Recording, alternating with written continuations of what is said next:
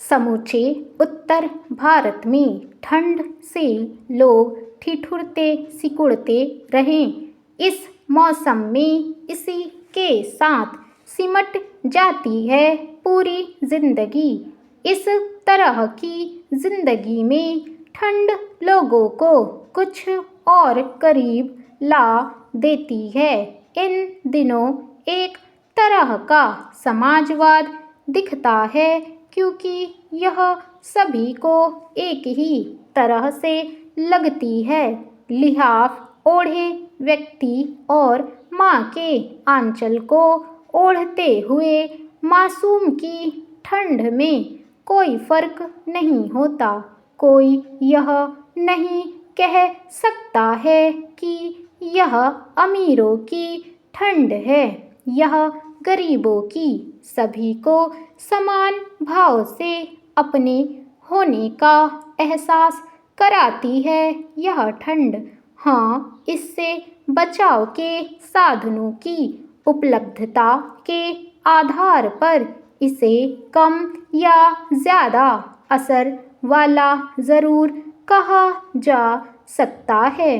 ठंड की तीव्रता और मार को लोग भले ही वैश्विक तापमान में उथल पुथल का असर कहें, पर वास्तविकता यह है कि हमारे भीतर की ठंड लगातार विचलित हो रही है, हमारी संवेदनाओं की तरह। जब भी ठंड लगती है तो हम केवल खुद को ही देखते हैं।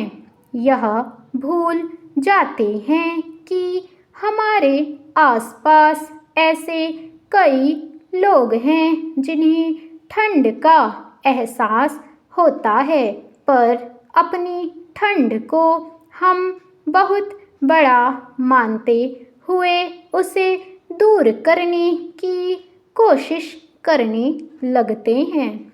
इस बार भी हाड़ कंपा देने वाली ठंड ने लुका छिपी का खेल किया।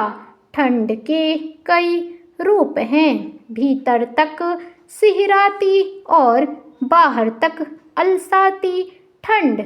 इस बार भी जब ठंड की शुरुआत हुई थी तो गरीबी के चक्र में पिसते व्यक्ति ने अपनी पत्नी की ओर लाचारगी भरी नज़रों से देखा होगा, क्योंकि वह पिछले साल की तरह इस साल भी रजाई बनवाने का वादा पूरा नहीं कर पाया। उसकी पत्नी ने फिर से पुराने संदूक से गर्म कपड़े बाहर निकाल लिए होंगे और बैठ गई होगी सुई धागा लेकर उसकी मरम्मत करने। उसके चेहरे पर उदासी होगी और गुस्सा भी। इसी क्रम में सुई कई बार अंगुलियों के पोरों पर चुभती रही होगी। आखिर बेमन से ही सही गर्म कपड़ों और फटी कथरी को दुरुस्त कर उसने हताश बैठे पति को दिलासा दिया होगा और इस तरह मन की पीड़ा और ठंड की मार को कम करने की कोशिश हुई होगी। पता नहीं कि अगले मौसम में भी रजाई बनेगी या नहीं।